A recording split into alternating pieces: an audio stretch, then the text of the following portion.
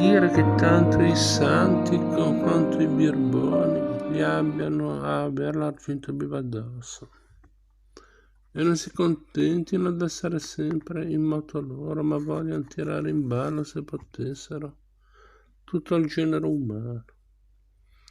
E che i più faccendoni mi debbano proprio venire a cercare me, che non cerco nessuno, e tirarmi per i capelli nei loro affari, io che non chiedo altro che d'essere lasciato vivere. Quel matto birbone di Don Rodrigo, cosa gli mancherebbe per essere l'uomo il più felice di questo mondo? Se avesse appena un pochino di giudizio, minchia come sei lento. Lui è ricco, lui è giovane, lui è rispettato, lui è corteggiato. Gli dà noia il benestare e bisogna che vada accattando guai. Per sé e per gli altri. Potrebbe far l'arte di Michelaccio. L'arte di mangiare, bere e andare a spasso.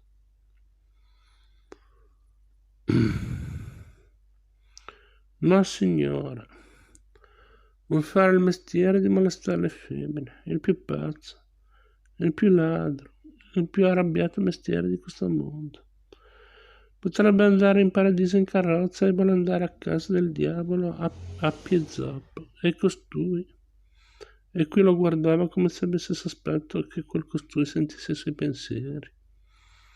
Costui, dopo aver messo sotto sopra il mondo con le scelleratezze, ora lo mette sotto sopra con la conversione, se sarà vero. Intanto tocca a me a fare l'esperienza. È finita. Quando sono nati con quella smania in corpo, bisogna che facciano sempre fracasso. Ci vuole tanto a fare il galantuomo tutta la vita, come ho fatto io. La signora, se deve squartare, ammazzare, fare il diavolo, oh povero me. E poi uno scompiglio anche per far penitenza, la penitenza quando sa buona. Quando sa buona volontà si può fare a casa sua quietamente, senza tanto apparato, senza dare tanto incomodo al prossimo. E sua signoria illustrissima, subito a braccia aperte, caro amico, amico caro. Stare a tutto quel che gli dice costui, come se l'avesse visto far miracoli. E prendere addirittura una risoluzione, mettercisi dentro con le mani e coi piedi. Presto di qua, presto di là, a casa mia si chiama precipitazione, senza avere una minima cappara. Dargli in mano un povero curato. Questo si chiama giocare un uomo a pari e cafo. A pari e dispari, di dadi, di bussolotti. Un vescovo santo come lui, dei curati dovrebbe essere geloso, come della pupilla degli occhi suoi. Un pochino di flemma, un pochino di prudenza, un pochino di carità. Mi pare che possa stare anche con la santità. E se fosse tutta un'apparenza, chi può conoscere tutti i fini degli uomini? E dico degli uomini come costui. A pensare che mi tocca andare con lui a casa sua, ci può essere sotto qualche diavolo, povero me, è meglio non ci pensare. Che imbroglio è questo di Lucia? Che ci fosse un'intesa con Don Rodrigo? Che gente! Ma almeno la cosa sarebbe chiara. Ma come l'ha avuta nell'unghie costui? Chi lo sa? È tutto un segreto con Monsignore. E a me che mi fanno trattare in questa maniera non si dice nulla. Io non mi curo di sapere i fatti degli altri, ma quando uno ci ha a mettere la pelle ha anche ragione di sapere. Se fosse proprio per andare a prendere quella povera creatura, pazienza, benché poteva ben condurla con sé addirittura. E poi sei così convertito, sei diventato un santo padre. Che bisogno c'era di me? Oh, che caos, basta, voglia il cielo che la sia così. Sarà stato un incomodo grosso, ma pazienza. Sarò contento anche per quella povera Lucia, anche lei deve avere la scampata grossa. Sa il cielo cosa ha patito, la compatisco, ma è nata per la mia Robina. Almeno potessi vedergli proprio in cuore a costui come la pensa, chi lo può conoscere. Ecco lì, ora appare Sant'Antonio nel deserto, ora appare Oloferno in persona. Generale dell'esercito assiro, cui Giudita recise il capo per liberare il popolo ebraico. La mutevolezza dei sentimenti dell'innominato che gli passano sul viso consente da una bonda il paragone.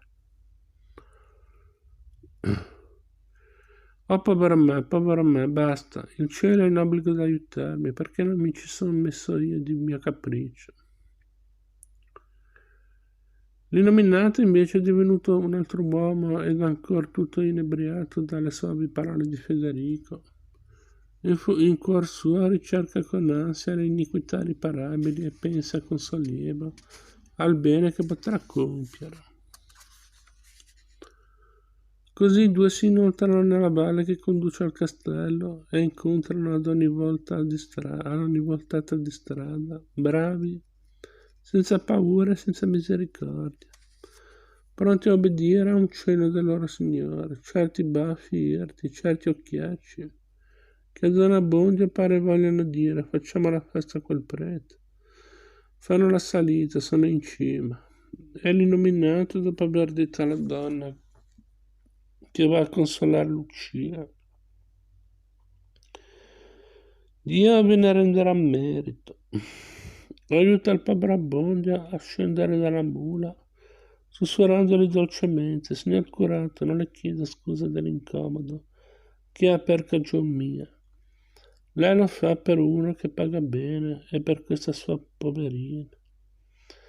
Il nostro eroe sdrucciola la maglia della sua cavalcatura e chinandosi verso l'illuminato non sa che rispondergli goffamente. Le pare, ma. Poi tutti e tre salgono in silenzio alla scaletta, diretti alla stanza di Lucia.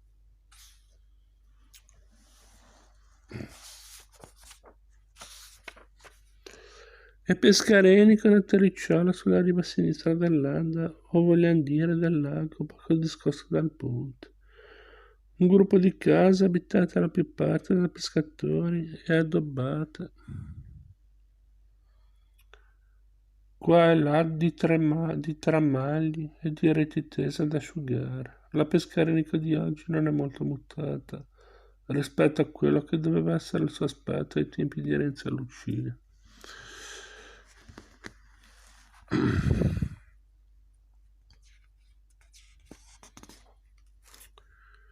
Il convento era situato e la fabbrica ne sussiste tuttavia, al di fuori in faccia all'entrata della terra, con di mezzo alla strada che da Lecco conduce a Bergamo. Il puntiglioso ricercatore dei luoghi manzoniani può ammirare a Pescarenico ancora ottimamente conservati la chiesa cinquecentesca e il convento di Fra Cristoforo.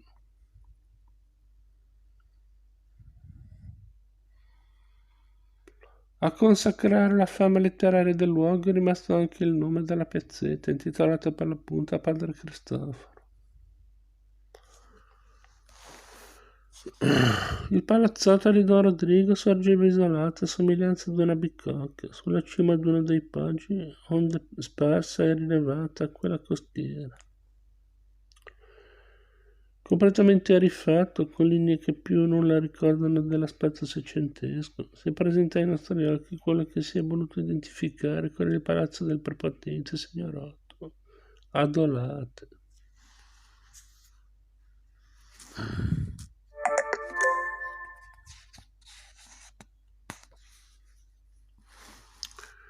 La chiesa di Don Abbondio Adolate. Quanti volenterosi si sono affannati a cercare di identificare il paesino di cui era curato Don Abbondio, Olata, Acquata, Maggianico. Questi i più probabili, ma quale dei tre è quello vero?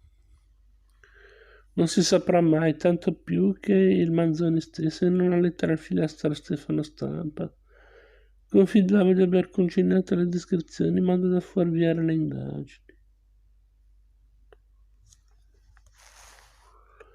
Contiguo al muro laterale della chiesa e appunto dal lato che rispondeva verso la casa parrocchiale era un piccolo abituro, un bugigattolo dove dormiva il sagrestano.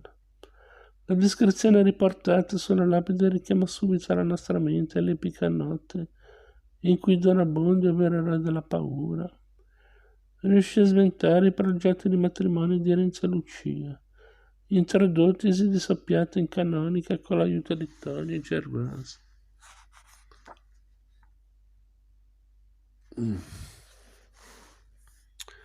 La stradina contigua alla parrocchiale di Don Abbondio adolata, il silenzio sui nomi dei luoghi del romanzo rispondeva a precise ragioni artistiche, rendeva più perfetta la trasfigurazione della realtà. Ma nelle descrizioni si sente sempre viva l'affettuosa ricordanza dei luoghi che furono cari all'autore, soprattutto alla villa del Caleotto, dove aveva trascorso gran parte dell'infanzia e della puerizia e le vacanze autunnali della prima giovinezza.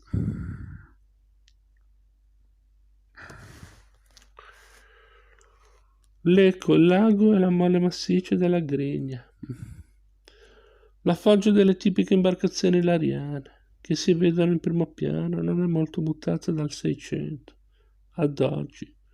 Su una barca come questa, la piccola e silenziosa comitiva con Renzo, Lucia e Agnese attraversa il lago per cercare scampo dai soprusi di Don Rodrigo. E durante il mesto traghetto Lucia, seduta nel fondo della barca, posò il braccio sulla sponda, posò sul braccio la fronte, come per dormire, e pianse segretamente: addio monti sorgenti dall'acqua.